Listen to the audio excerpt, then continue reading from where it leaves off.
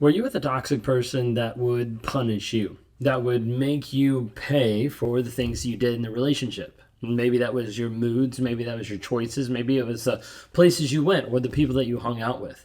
A lot of times we see covert narcissists that do a subtle version of punishing you to be able to get you into compliance, to be able to get you to the place where you're conforming to what they want or what they desire. Has this happened to you? Stick around if it has, because we're going to talk through a little bit of this aspect of covert narcissists and walking through this aspect of punishing. I'm going to be reading and talking through some excerpts of The Covert Passive Aggressive Narcissist by Debbie Mirza. If you haven't checked this out, especially if you're dealing with a covert narcissist, it's a really good book and a really good resource. If you guys are new here, my name is Ben Taylor. I'm a self-aware narcissist on this channel to provide awareness about narcissistic abuse. I'm the founder of Raw Motivations, the creator of the NARC app, and your guide in the 45-day Clarity Challenge that you can access at claritychallenge.net. Would love to be able to have you be a part of that to help you break the trauma bond, get through the rumination, and ultimately move towards a place of freedom. Freedom not just from the other person, but freedom in your mind, from the trauma bond, from the toxicity that you've had to endure for such a long period of time. We see this happen over and over and over again. If you haven't already, please like or subscribe for more narcissistic content. If you want to talk to me one-on-one, go to rawmotivations.com.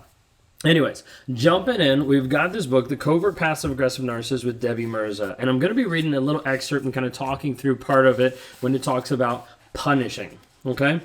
Covert narcissists often use passive-aggressive means to punish you when you do not behave in the ways that they want. Sometimes they will give you the silent treatment, act as if they didn't hear you, or be distant when you long for connection. They will pull away and starve you of attention and affection. They will do things to inconvenience you, disrupting your life in some way. Now, this is the nuance between an overt narcissist and then a covert narcissist. Is a covert narcissist is typically going to do the smaller things. Like the small things that make you kind of question, make you kind of wonder, like, is this actually abuse? Is this actually real?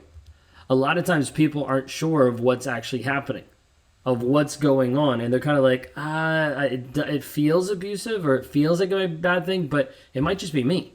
Maybe it's not actually something that I'm doing that they're doing wrong. Maybe it's me. But a lot of times when a narcissist does this, it's trying to train you. It's not just trying to control you, but it's trying to train you to act and comply about what they want. It mentions like when you do not behave in the ways that they want. Narcissists want you to behave, to fall in line to what they want. Now, what they want might be completely irrelevant or maybe completely off of what's actually true or right or good in the relationship. Narcissist doesn't really care. They want what they want. So at the end of the day, it's like, I want what I want, and you need to conform. You need to fall in line with it. But did you have this? Did you have where you're dealing with the silent treatment? That's more covert than it is overt. Maybe they didn't act like they didn't hear you. Like, oh, I didn't know that. I didn't remember. I didn't hear that. And like they're kind of like playing dumb. A lot of times narcissists will do that to try to get out of work, to try to get out of different situations. Sometimes they'll be like, hey, let me have attention with you, and then let me pull back. Like the one thing that you're looking for, the one thing they're longing after, that's kind of like the carrot. They're the kind of like leading the donkey down the road. Like, let me continue to lead you on, to future fake you, to promise you different things, but not actually give you the connection that you deserve and the connection that you desire. Covert narcissists will use money as a tool to punish you by hiding assets and cutting off your financial supply, sometimes controlling every dime you spend. I had a client that I've worked with for a while where she couldn't see any of the finances, any of the money, any of the things that he was doing. He started hiding accounts. He started doing all these different things. And then when they got divorced, he's out buying stuff. And she's like, we never had money. Like, where is this money coming from? Well, it's because he hid it from her. So many times we see covert narcissists that they use this as leverage. Overts a lot of times use money as well, but it's more like, let me just have it because I want it. And it's more like the image and the money piece. But the coverts a lot of times will use it to leverage control over you. They will leave you to handle everything after they move out, taking care of the kids, selling the home, moving everything on your own, getting rid of things, taking care of bills, etc. Covert narcissists will forget to pick up an item at the store that you asked them to get on the way home. They will forget things that then fall into your lap to handle. These instances are usually followed by a false apology made to appease you. Did you have that at all, where the narcissist is like forgetting to get something? You're like, I sent you a text of 3 things to get, and you got 2, and the one thing you knew I wanted, you didn't get, but you got something else for yourself. Now, to the average person, they're like, okay, like they forgot. What's the big deal? But when you start to add that up, it's habitual. It's something that you constantly see, and it's only the things that you want. It starts to become a play. Starts to become a game with the other person of like, how much can I trigger this person? How much can I make sure I'm not giving them exactly what they want to be able to control them, to make them come back stronger of like, oh, I really want this. Oh, like, what do I need to do to be able to fix this? All different types of things. Okay. So a lot of times they'll forget and use that as like the punishing aspect. If you guys had some of these, like if you're like, oh, mine was the forgetful one, like leave a comment down below or like respond to it so that we actually know like, hey, this is hitting home. This is the direction that you're actually seeing. Covert narcissists despise helping you when you're sick or in need of care. They will subtly punish you during these times.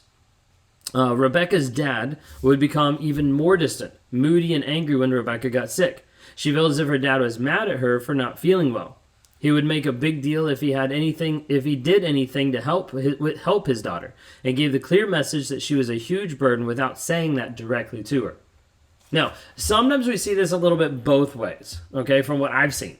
This is just my opinion, but from what I've seen, like both ways, is sometimes you'll have a covert narcissist like be exceptionally helpful when you're sick. Like they seem like go above and beyond, especially in the love bombing phase, but sometimes even past that.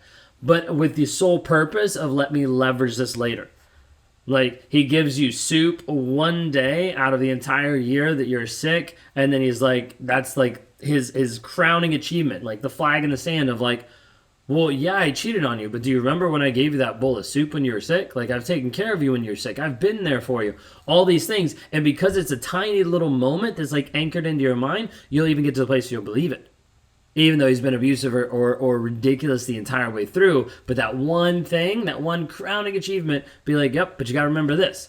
So I see a lot of narcissists as well that will leverage, let me serve you when you're sick to make you like say positive things like, oh, I'm so thankful for you. And the narcissist is like, oh, yeah, I'm the best ever. And then there's also this aspect of like bringing it up later of like, hey, like, don't you remember? Like, I did this for you. Like, why would you not be appreciative? I did this for you. Okay? But you also see a lot of times when covert narcissists will get frustrated. I've done both. Okay? But I've fallen a lot of times on the side of getting frustrated more because of the thought process of your sickness is inconveniencing me.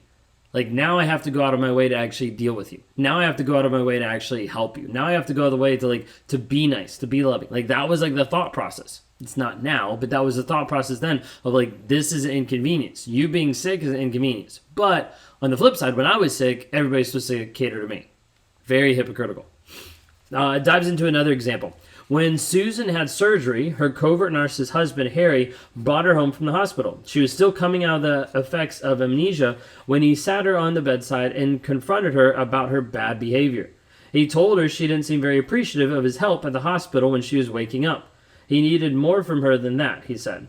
She could barely focus on what he was saying as he was telling her about his hurt feelings. Susan felt confused and stressed, not to mention in pain.